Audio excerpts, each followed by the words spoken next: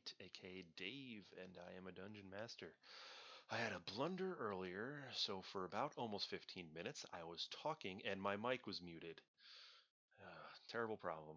I looked down, I saw the little red light, and I was like, "Are you kidding me?" I'm like, "I've been going." Luckily, I didn't say too much of anything, and you're probably wondering, "Wow, 15 minutes and he didn't say much of anything. What is that about?" It's a little joke. But anyway, as I was discussing before, and I'll redo, we're talking about optional rules this week that you might put in your campaign setting. And you'd be like, "Oh, well, why would I want optional rules?"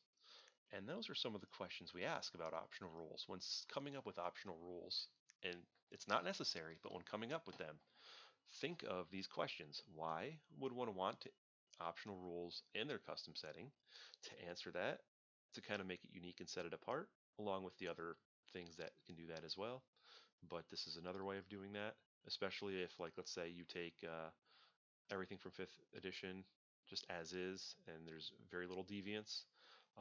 This is one way of setting it apart, would be some optional rules. How would an optional rule change the game without breaking it?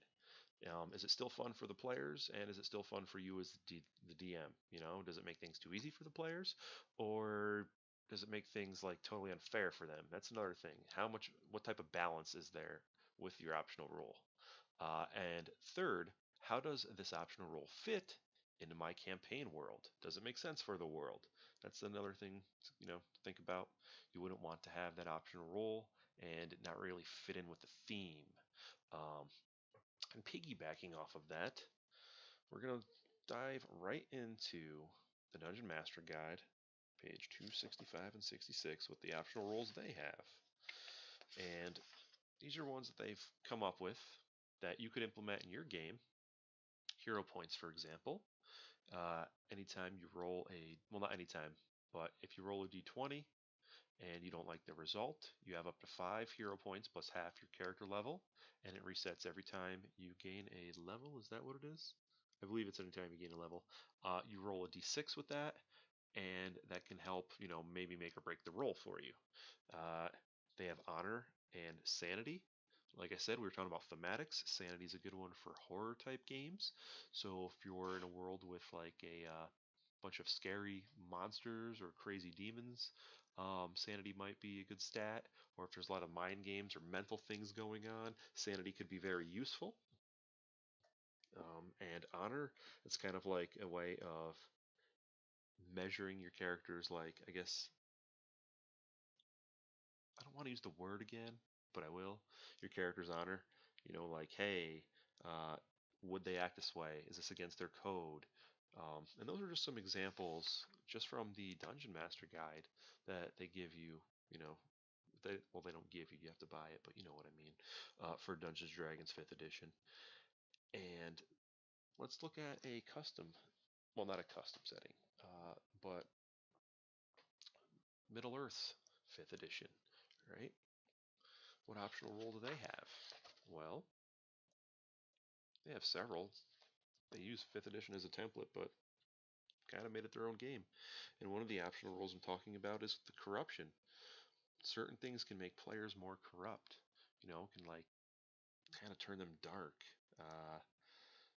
maybe crazy. And when you suffer certain corruption sicknesses, like things happen to your character.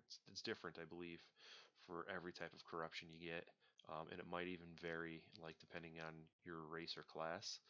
But corruption can really like mess you up, and that happens under certain things. Like maybe if something happened to you where you might have had a really bad fight, and you had to recover from almost dying, or if you done some unspeakable act, those things can kind of sway your character's corruption. And a couple like custom rules that I've experienced actually in my early days as a Dungeons and Dragons. I had a friend who used to DM, and this is back when I started playing second edition. And these might have been rules in older editions. Maybe they were, unearthed arcana rules, or maybe they're optional rules back then. But to me, then I didn't know anything, and I still don't know now. I never looked into it. But he used luck as a 7th stat, and he used comeliness as an 8th stat.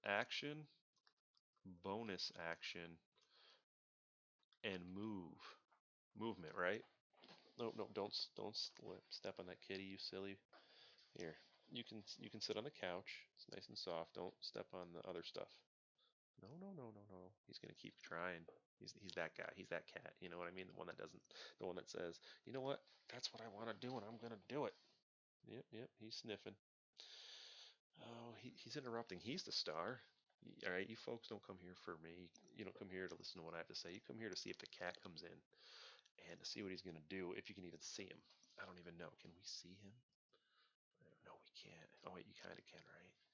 Is he back there? What's he doing? Nope, never mind. He sat down. He's cleaning himself. Okay, he's being good. So, basic D&D 5e has the action, bonus action, and the movement. Now, homebrew setting has, and this is something I'm thinking about, it's not final, action, tilt, and movement. Now, it's going to be the, or ATM, right? You see what I did there? Action, tilt, or movement. So you use your action to attack, cast a spell, use the object, whatever. You use your movement to move, tilt, right? Do I want to do the action or do I want to use the movement?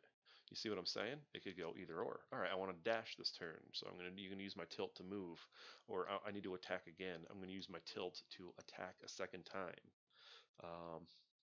That's what I'm thinking of. I'm thinking of the tilt might be a good option. Get rid of bonus action completely and call on the tilt. So that gives a little more versatility, you know. That's what I'm sticking to. So tilt allows you to either take another action,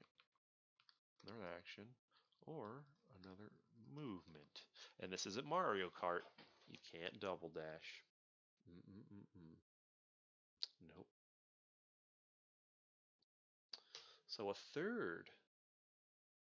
Third. Yep. I know. Sorry. Uh, Third optional rule. Well, they're not optional. I guess they would be stable rules in my setting. Uh, Maybe original rules, optional or original. Even though luck doesn't fall under that, so luck could probably fall under optional. Maybe the tilt could fall under original. Who knows? don't don't look too into it. But anyway, would be hit die. Hit die. Uh, Now in base D&D 5e, you gain hit die every level. However,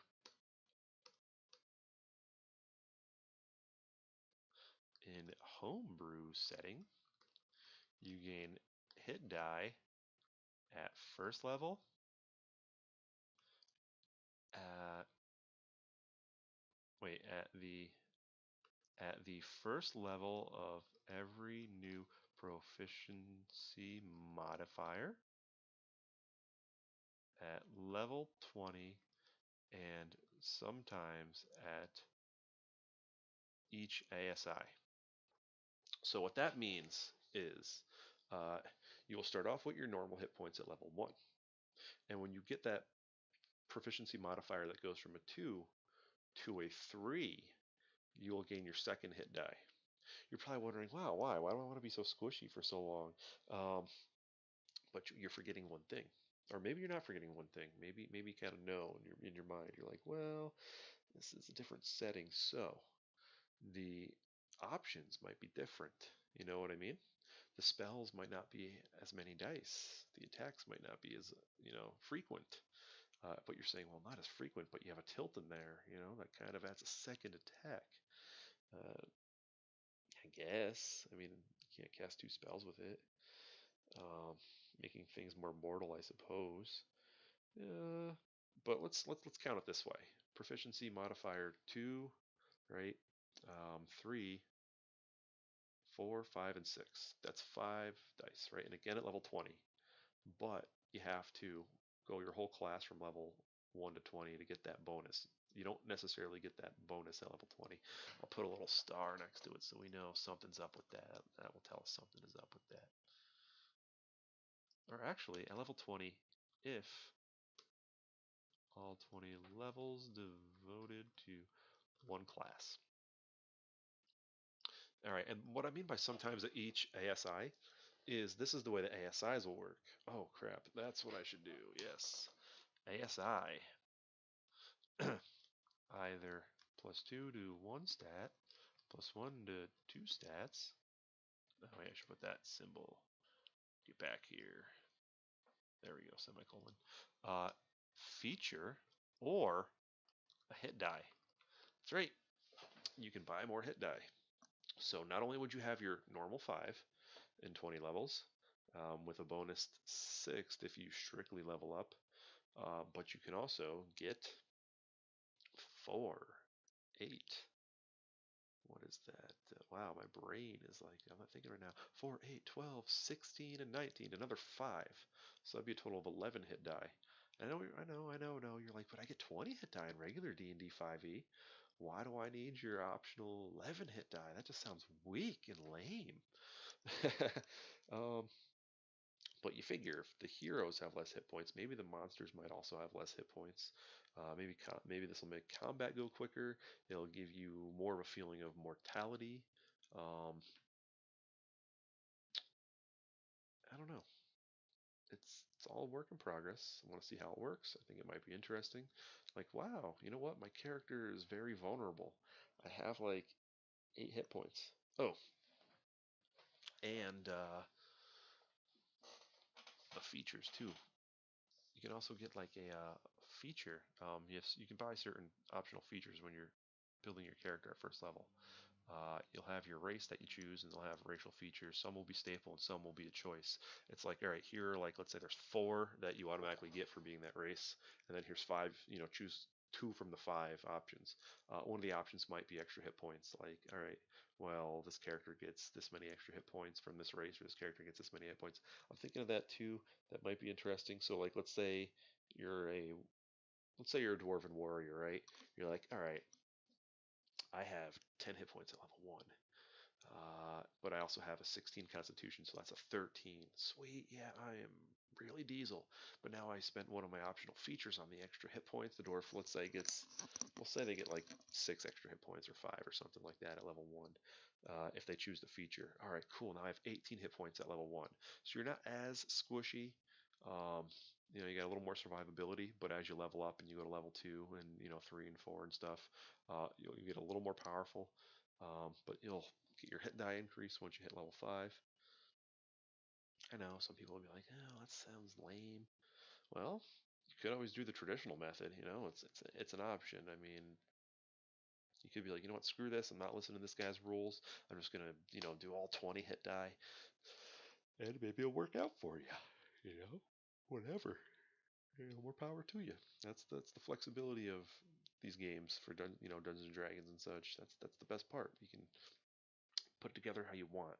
You could take the puzzle pieces and you could be like, all right, maybe I want to put this nice rainbow piece with this ocean liner. Yeah, and then I want to put this beach next to this volcano. You don't have to. It doesn't have to make sense. It doesn't have to add up. That's the best part. Don't mind me. I'm a little tired, as I am all the time. Well, not all the time when I do this. I mean, it's only 10:30. I'm not like super old and I need to go to bed. I need to go to bed right away. I can't stay up past Matlock. I don't know what time that is. Do they even still run that? I have no idea. Another one is spell progression. Now, the way I'm thinking of running it is you'll get a different spell progression for, what was I going to say? For each proficiency modifier. You may start off with your at will, your once an initiative, once a short rest, once a long rest, and we'll call this the monthly power, the once a month. And That would be like your most powerful spell. Now, let's say your at will spell does like a D10, right? But you're so, you want to build it up to your once a month. All right, so my once an initiative will double it. So, okay, it might be 2d10 for that one attack. My once a short rest will be 4d10. My once a long rest will be 8d10. Oh crap, it's super powerful, at long rest, like wow, that's a lot of damage. You could kill someone with that. But then you get your once a month, like like I said, this is still all in the works. But maybe like a 16d10, like, it doubles the die every time. So you can just be like, or it can be even unique spells too. Like, all right, I have this spell. Yeah, I can build up this lower level spell, and use it for my once a month slot and get that out of the way. Or I can use this unique spell that I have for my once a month. All right, my once a month unique slot is I don't know, raise like a small army of dead, so like 10 zombies come rising out of the ground.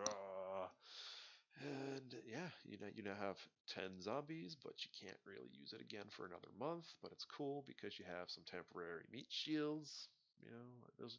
These are just examples. Uh, Nothing 100%. Definitely got a lot of mulling over to do, but steak and potatoes.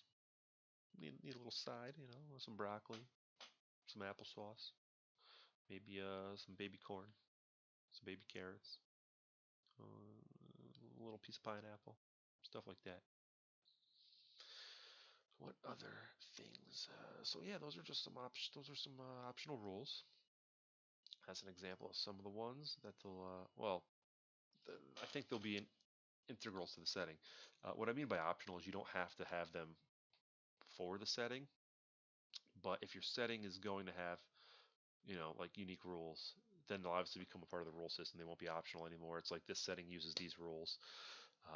And if you want to experience the full effect of the setting, then you have to use these rules. It's kind of like, I guess, the way I see that. Oh yeah, wounds and stuff too. Wounds, and the way those will work is you can spend a hit die on a long rest to heal or tend to a wound. But if you're doing that, then you can't heal hit points back. You know what I mean? So use hit die to tend to wound, but cannot heal hit points back if doing so. Yep. So this is another one of them short episodes, just 20 something minutes. Sorry I had the blunder the first time, but hey, you have the voice the second time. Next week, I'm not sure what my topic is. If you listen to me and you watch any of these, just leave it in the comments. Maybe I can come up with a topic. Or if not, I'll come up with a topic by next week. So if you don't catch me on the Twitch, catch me on the YouTube. Just search Split518. You'll find my channel there. You'll have the archive footage. It will be great. You'll love it. You'll have a couple hours worth of material. But until next time, my name's Dave. I Dungeon Master. Um, and I'll catch you folks some other time, maybe. Just stop in and watch my video. Come in and give me a follow. You see, this thing on here says that all these people are following me, but it should tell you when someone leaves too, like when someone's no longer. Like, ooh, I'm sorry, Banjo Boy 4750 no longer decided to subscribe to your channel. He's gone. He's not come back. He says you smell. Leave a little exit message. He says you need to improve your channel and your content. Yeah, sorry, you just weren't interesting enough. In fact, you made him want to hurt himself. So he need to get out before anything bad happened. I'm sure you understand. All right. Well, anyway, that's my stream. I hope you had a good time. See you later. Good night.